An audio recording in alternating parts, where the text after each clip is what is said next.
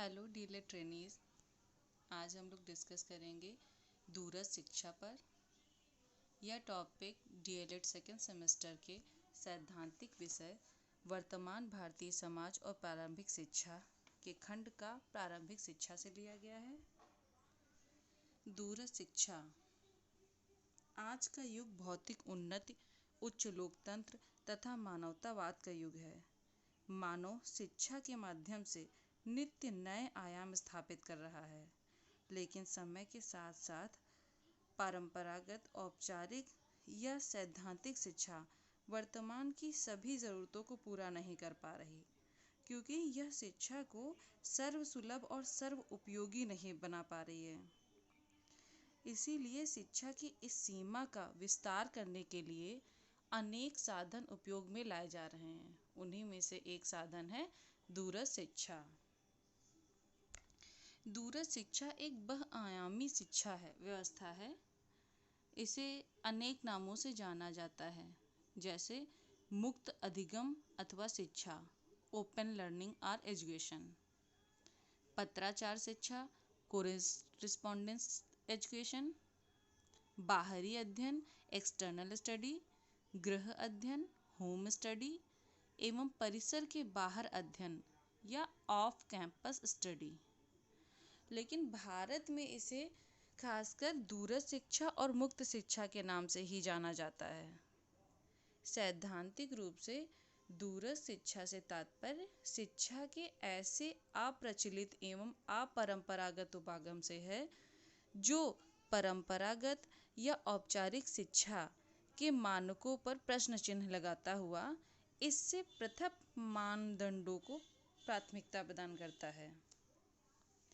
दूरस्थ शिक्षा में मुद्रित तथा अमुद्रित बहुमाध्यमों का प्रयोग शिक्षक एवं छात्र के मध्य संचार माध्यम के रूप में किया जाता है।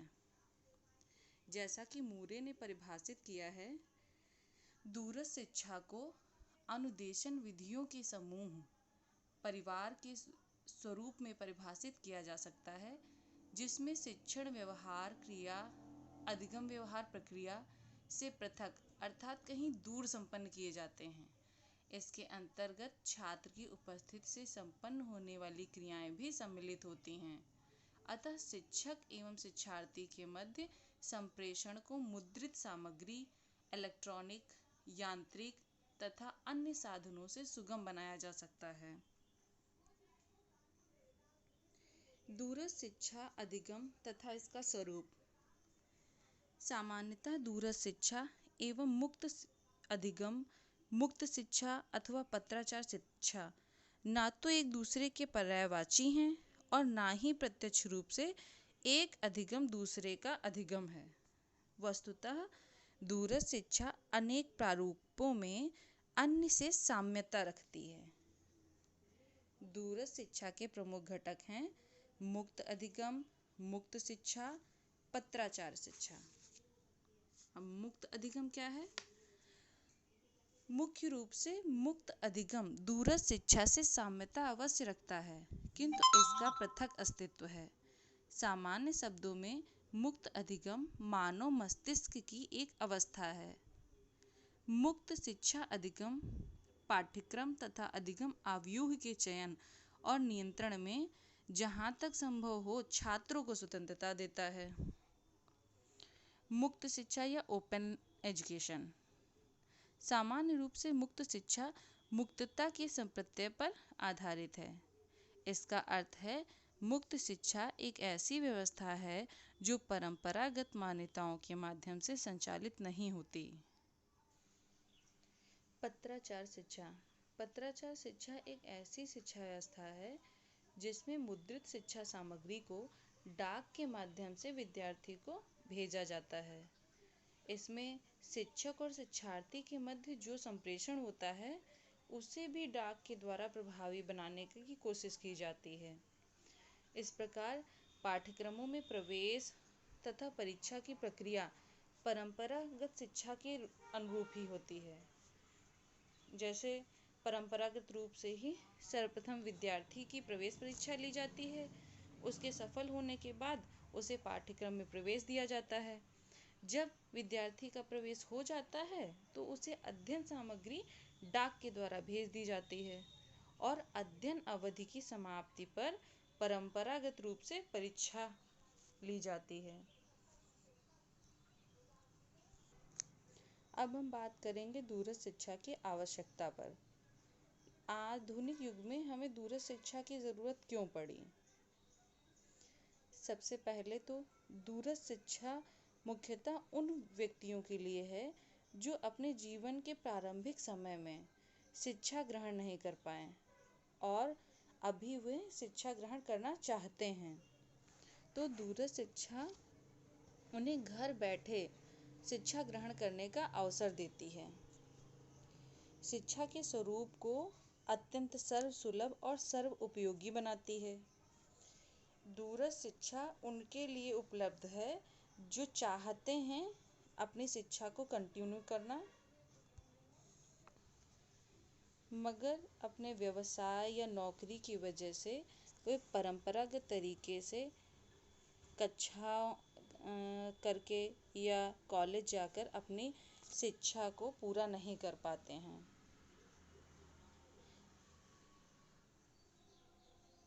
दूरस्थ शिक्षा की आवश्यकता इसलिए भी है क्योंकि इसमें पाठ्यक्रमों के व्यापक प्रसार की संभावना होती है। कोई भी विद्यालय, महाविद्यालय या विश्वविद्यालय सीमित संख्या में पाठ्यक्रमों का संचालन कर सकता है, मगर दूरस्थ शिक्षा के माध्यम से हम हर तरह के पाठ्यक्रम शिक्षार्थियों को उपलब्ध करा सकते हैं।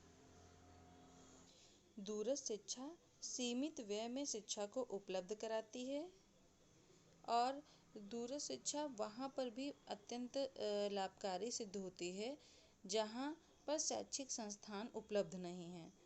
वहाँ विद्यार्थी दूरस्थ शिक्षा के माध्यम से ऐच्छिक पाठ्यक्रम में प्रवेश पाकर शिक्षा को पूर्ण और उपयोगी बना सकते हैं। दूरस्थ शिक्षा के संचालन हेतु आवश्यक साधन।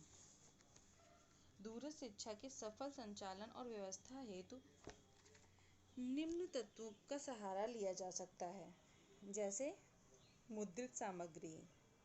यह माध्यम दूरस्थ शिक्षा ही नहीं बल्कि परंपरागत शिक्षा पद्धति के लिए भी महत्वपूर्ण है।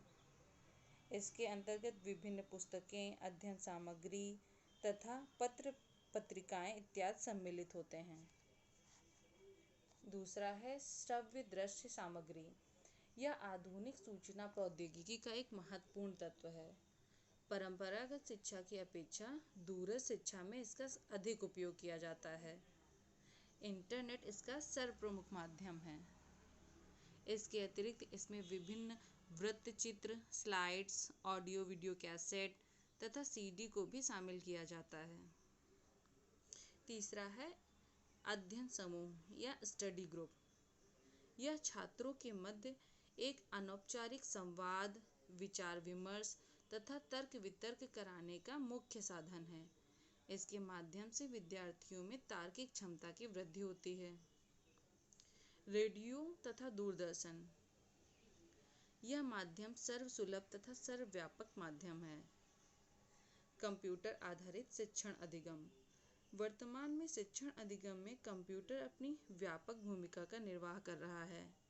कंप्यूटर पर कोई भी विद्यार्थी विभिन्न सॉफ्टवेयर कार्यक्रम और इंटरनेट के माध्यम से विश्व की कोई भी सूचना पलक झपकते ही प्राप्त कर सकता है।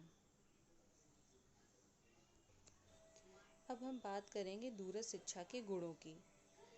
दूरस्थ शिक्षा एक आधुनिक अवधारणा है। दूरस्थ शिक्षा प्रणाली छात्रों को समान अवसर और चयन की स्वतंत्रता का अधिकार देती है। इससे विद्यार्थियों में उत्तरदायित्व की भावना की जागृति होती है। इसमें कोई शक नहीं है कि औपचारिक शिक्षा समाज के एक वर्ग तक ही सीमित रही है। परंपरागत शिक्षा व्यक्तिगत संचार पर आधारित है तथा दूरस्थ शिक्षा संचार के आधुनिक प्रारूप पर आधारित है। इस कारण दूरस्थ शिक्षा वर्तमान में ऐसे अनेक कार्य कर रही है जो कि परंपरागत शिक्षा नहीं कर सकती। दूरस्थ शिक्षा विद्यार्थी के प्रवेश में सरलता तथा विभेदीकरण की आवश्यकता को पूरा करती है। दूरस्थ शिक्षा आधुनिक समय में शिक्षा की लगभग सभी जरूरतों को पूरा करने में सहायक है। यह विद्यार्थियों में समान प्रत्यय का भी विकास करती है। दूरस्थ शिक्षा सेवारत व्यक्तियों के लिए नवीन शिक्षा के विभिन्न आयामों को स्थापित करती है। दूरस्थ शिक्षा को प्राथमिक से लेकर उच्च स्तर तक की शिक्षा में प्रयोग किया जा सकता है। यह भारतीय संविधान के उद्देश्य तथा आशाओं को भी पूरा करने में सहायक है। दूरस्थ शिक्षा विद्यार्थियों के धन, समय तथा गति का सदुपयोग करती है। दूरस्थ शिक्षा में अनेक गुण होने के बावजूद कुछ सीमाएं भी हैं। जैसे विकसित देशों की अपेक्षा विकासशील देशों में जहां प्रशिक्षण के सीमित संसाधन हैं, वहां विद्यार्थियों को प्रशिक्षित करना एक गंभीर समस्या है। दूरस्थ शिक्षा में यह समस्या आधुनिक शैक्षिक विधि से दूर तो करने का प्रयास करता है, किंतु अल्प बजट के कारण यह पूर्णतया संभव नहीं है। किसी व्यक्ति को कुशलतापूर्वक प्रशिक्षण तभी दिया जा सकता है जबकि उसका प्रशिक्षक उसके साथ हो, जबकि दूरस्थ शिक्षा व्यवस्था में ऐसी सुविधा उपलब्ध नहीं होती है।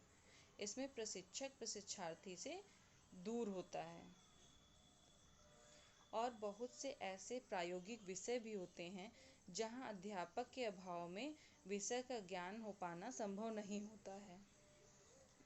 यह भी एक दूरस्थ शिक्षा की कमी है।